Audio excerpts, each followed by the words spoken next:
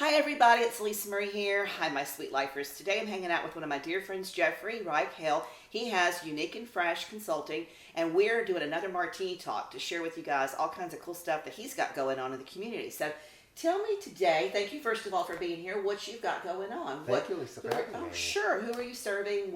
Give me kind of the whole full scope of things. Absolutely. So Unique and Fresh Consulting is my consulting company. Right. Obviously, it came about towards the end of about December 2018, probably a little bit before that I started thinking about it. I was working for a hotel directory and I just was tired of working for somebody. Right. And I said, I'm in the industry long enough that I could do my own thing. For sure. So I was not happy with the job I had, so I created Unique and Fresh Consulting.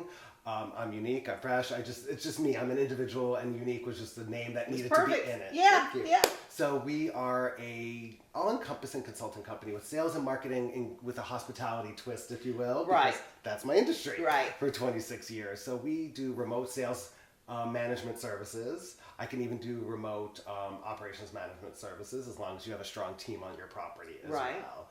But other services that I've recently added are going into, let's just say I go into a company and they have sales and marketing efforts. I meet with their sales and marketing team. I analyze their sales processes and their marketing processes, and I come back to them with showing them what opportunities there are and letting them know that the old way doesn't have to continue. Right. You know, a lot of companies get into this monotone way of doing sales and marketing, and you can't do that anymore. Not it's 2021. Yeah. You have to be fresh. You have to think differently. I love to use the younger generation, to be honest with you, because, I'm a Gen X person. So am I great at TikTok? No, I'm not. Am I Mr. Instagram expert? No, I know how to use all those things. Right. But you have to pull from the younger generation, because the world is going to change, and if you don't change with it, you're going to be left behind. And that's where they're at. Exactly. That's where they're at, So people say to me often, they're like, "Oh my God, Alisa," and y'all know because y'all are watching me and y'all are my people. How are you able to get this Instagram and this LinkedIn and this Facebook 6 pages and all these different businesses? And I'm like, you know what? I make one post, and then I just start sharing it to every place that I'm at. And if that's going to do it, cool. If it doesn't do it, sorry, because it's just a one-woman show over here when it comes to that, right? Like, as a young in and have been in entrepreneurship for many, many years, I don't have a team to do all that. And for me, it's like, But yeah, you're right. The people that are actually taking care of the services, looking at booking vacations, planning big events, planning little events, all of the things that we're kind of co-opt in the same, because of the travel business and all of that stuff too. They are into all of that, the TikTok and the Instagram. You have to be there. You have to know what the new technology is in order to get your business out there and be unique and fresh. Exactly, absolutely. Yeah. Even using memes and things like that. People are in love with memes. So I've started using memes within some of my social media posts and so forth. So it's another service I added, like you just mentioned about the travel, is I'm adding group travel planning services. Not necessarily on the airline side, but just on the hotel side of things. There's no cost to the consumer from me. I help them. The cost comes from the hotel, because I'm from the hotel side, and it was the same thing. Group companies would send me their leads, and I'd have to pay them commission for leads that actualize at It's my so hotel. funny. We had this conversation just yesterday. I'm a travel agent. Yes. I own my own agency, and even though I've told them for years, I'm like, hey guys, they're like, well, how do you get paid? I'm like, don't worry about it. It's not you that's paying it. Exactly. It's always a supplier. Exactly. I don't understand. I think it's because there's a confusion when you look at the real estate agent, which I'm also a real estate agent. Yes. You know that. Yes.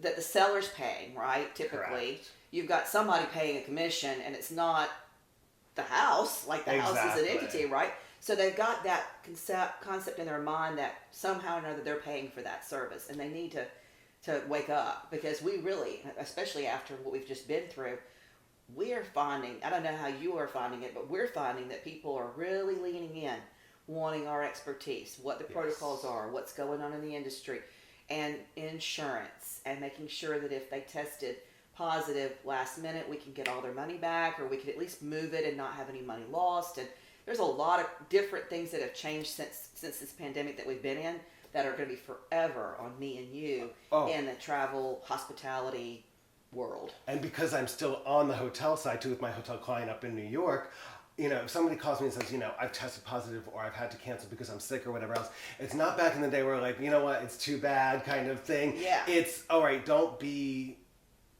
just be a good person, for lack of a better term, and a good company and a good hotel saying, okay, the world is a very different place right now. Just cancel, give them their money back. It's just the way it is right now. Yeah. And your reputation is not worth being too strong on policies of cancellation and things like that. Right. I mean, the second the COVID started and my hotel staff was telling me, oh, Jeffrey, they're calling to cancel. What do we do? It's a full prepay advance reservation booking and so forth. And I'm like, what do you mean? What do you do? Cancel it. Yeah. You were in the middle of a pandemic. I tried to tell them, I'm like, you don't have to call me for all these things. I know. You take the initiative to know, hey, Jeffrey, it's common sense kind of thing. Humankind. Exactly. It's humankind, basically. Yeah. So, and then those are the services that I'm really offering. And another fun service that I'm trying to bring back. I think we're both kind of the same generation where back in the day they used to have secret shoppers and all those other things. And all the hotel brands, retail brands, restaurant brands have QA inspections. Right. For their stores, restaurants, hotels, and so forth. And those are fantastic to keep the hotel, the franchisee owners on point with the brand. Right. And you get customer reviews from goodness knows every bloody channel that there is out there at this point. Especially now. But not everybody's taking a review. Listen, I don't review every gosh darn experience that I do, and I'm sure you don't. No. So you don't know what you're missing as a business owner. So I'm offering services now, which I'm just excited about. I just started this, and where I'll go to your restaurant, I'll go to your retail store, I'll go to your hotel, and I will just be that secret shopper and go do the full experience. Give them maybe a little bit of a difficult time, to see how they react. Yeah. Because as a manager, as an owner, you walk into that hotel. Trust me, I walk into my client's hotel sometimes soon, and I'm like, you get those blinders on because you see the same thing every day, and it's not that you're out of touch. It's just human nature. You just kind of stop looking for things, if you will. So I want to go in there and help these folks find the problems where they are before it gets to a review because really, a lot of time today, people do not come up to you and say what happened to give you the opportunity to fix it. They just get mad and they go, yep, and that's it. So I'm hoping I can bring back this secret shopper idea to companies no matter what the industry is. So helpful. Yeah, so helpful. One of the things that I've enjoyed being a travel agent and a photographer and a columnist is the marriage of all of that to go review resorts and do a big kind of a debut, if you will, or my take on it. Yes. I want to say critique. It's not really the right way to word that, because when I'm talking about them in my column, I'm writing not really a review. I'm just giving people the good information about what they have, the best room, what the best restaurant, my favorite dish of that particular resort, our experience being there, plus the photography and all that. That's really helpful, though, because a lot of people, especially in Fort Bend County, who've been reading my Globetrotter column for years, they're like they'll call and say, I want to go to the resort that you featured in your column, because they were impressed with the photography. They understand I've already been there and it had that experience. And so it's really nice to have somebody be able to do that. What you're offering is really going to be very helpful, not only for the consumer, but really helpful for the person who owns the restaurant or the resort or the hotel or whatever. I just want to help. It's a win-win. Exactly. Yeah. I just want to help these folks because I know what it's like to be on their side from all my years of, you get this bad review. I'm like, well, you never came to us and told us what was going on. Yeah, no idea. And it happens. Look, there's literally no hotel that's perfect. Whether you're a 5-star luxury, fabulous, bougie, for lack of a better property, to good old-fashioned 3-star hotel. Right. Mistakes are going to happen. Yeah. And what happens is when you don't tell the hotel or the business about it, and it doesn't have to be a hotel, they don't have the opportunity to fix it. So it could spiral out of control. And then when they see their revenues going down, they're like, what happened? Yeah. So I want to be there to help them find these problems before their revenues falter. Yeah, well, it's really important, very important. Especially in today's age. Today's age, all the people that are left are really clinging on tight to make sure that they can stick around, because there's been such a disruption to the whole industry. It really has been crazy. I see this happening in New York. I'm a native of New York City. My husband and I have been down here now for 5 years. We love it. Obviously, we stayed, so we're not going anywhere. You like the warm weather. Yeah, sure. If I had a pool, I would like it. But I see what's happening in New York still because my client's in New York. and literally another hotel over in World Trade Center area closed down. A good old brand. I'm not going to go into what it was and so forth. Yeah. But I mean, it was a hotel, great hotel in World Trade Center area that just shut down. I mean, they made the announcement on social media, and I was just flabbergasted. This is at the World Trade Center. Wow. You know, I mean, there's iconic hotels that are still shut down in New York City, or some of them are just not opening back up. And yes, we've seen in New York City a pickup of inventory, but when you look at the prices that are still out there, I mean, New York is affordable to travel to. I will tell you that now. So please go if you can. Yeah. There's a lot of be safe, wear your mask, all of that fun stuff. Take care of each other because that's what we need to do as a community and as a society. But it's still safe to travel. Just protect yourself. Plain and simple, and go to these destinations because the industry is suffering. I mean, if you look at unemployment, I mean, the biggest industries that are hurting are service industry folks, whether it's restaurants, anything else. My husband and I go out and order out all the time. I think it's also because we're in the business, so we kind of for sure. But I want to encourage people to travel, and it's not just to New York; it's any major city. Come to Houston, please. Right. Yeah. You know, though Houston seems to be doing a little bit better, and I know Florida is too. Right. But there's lots of major cities: Las Vegas, San Francisco, Los Angeles. And even in the suburbs. Take a staycation, honestly, you're going to get some good rates and go use the pool at the hotel and just have a little staycation with your family and friends. And I've seen, I have to say, in terms of the service side of it, for me as an agent, it's been really interesting to see it ramp up in terms of people who want to go on vacation, but the time frame of being able to actually coordinate the vacation, what used to take me a day to get like 3 or 4 quotes all over the place, like maybe Cabo and maybe Cancun and Dominican, and like multiple places, multiple hotels, multiple packages. It takes a week because everybody's on skeleton crew. Yes. And the agents, on the agent side of things, you have to email in your request, and then an email comes back that it's going to take 3 to 5 days to hear back, and then 3 to 5 days later, we'll get what we need.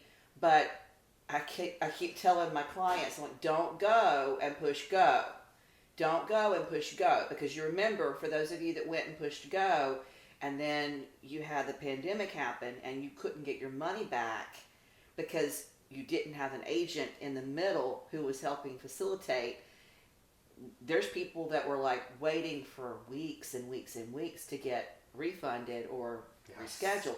But for me, that liaison of the strategic partnerships with people in the industry, you're like, okay, this vacation needs to be moved. We're going to move it indefinitely over here to 2022 or what have you. But the timing of getting it all done is still slow because people are still not back to where they need to be, where we were. Absolutely. But it will. I'm not worried about it. I just, it's one of those things in terms of travel talks, which is part of why I wanted to have you here today, because you and I are in the same, in a way, a lot of ways, the same industry, is that, it's just be patient. People need to be patient and being kind too, and letting people know, obviously, if there's something going on that's not right with your new service that you're offering. But that's the one thing that I've noticed that we share together is that we're coming back strong, and those that have survived are here. Yes. But they haven't been able to hire enough people back to be able to service as fast as we were before, just in getting quotes out. Not in terms of service once they're there at the resort, but in terms of getting quotes to the client, to select which one they want to go to. It takes more than just 4 hours. It takes a couple of days. Well, depending on where you're looking to, a lot of times, like we said, they're running on skeleton crews. They don't have sales managers back and things like that. The general managers are handling the sales. And while they're handling the sales, they're handling the operation of the hotel, managing the staff, human resources, all supply chain issues, which is a nightmare a whole other thing. So it's just about patience. I mean, even my husband and I were planning, I started planning a trip for our 20-year anniversary next year in June. And the agent that I've known her for 1,000 years, she's a friend of mine too, and she's familiar with LGBTQ plus travel as well. Right. So she was planning something for me for Costa Rica and Panama, and she sent me information, and then I started seeing all the things that are happening with the variants and restriction, and I'm like, I don't know if I'm going to book this right now because I can't take the chance of waiting for money to come back if we can't do it. Like, I Right, just yeah. said, you know what, I'm going to Put wait. it on hold, yeah. Just put it on hold. We'll figure out something. I mean, it's not till June of next year, so we have time. I'm just this Uber planner. If you know. I am too. I need to have it all. Now, once I'm on vacation, I don't Everything's plan. good. Because even I told her, I said, look, I want you to plan it. I said, but do not fill my thing up with doing this and doing this and doing this. A few things here and there. I said, because when I'm on vacation, it's not about having a schedule. It's about having a Not cocktail, having a sitting by schedule. the pool, sitting by the beach, going to the bar, going to a restaurant.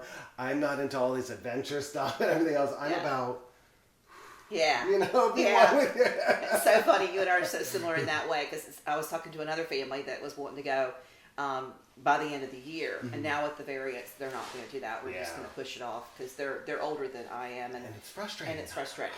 But I said, I could take you to a boutique little teensy like I like to go to, where there's like a beach the size of the width of my house, and there's maid service 3 times a day, and 2 Michelin star restaurants, and it's just very quiet, but they want a lot of activity. Okay. And so a lot of activity means a lot more people, and a lot more people means a lot more safety concerns. Yeah. And so we just, because of that situation, we just made the decision to just say, let's just wait till next year. Yeah, and we don't want to put ourselves in any kind of situation.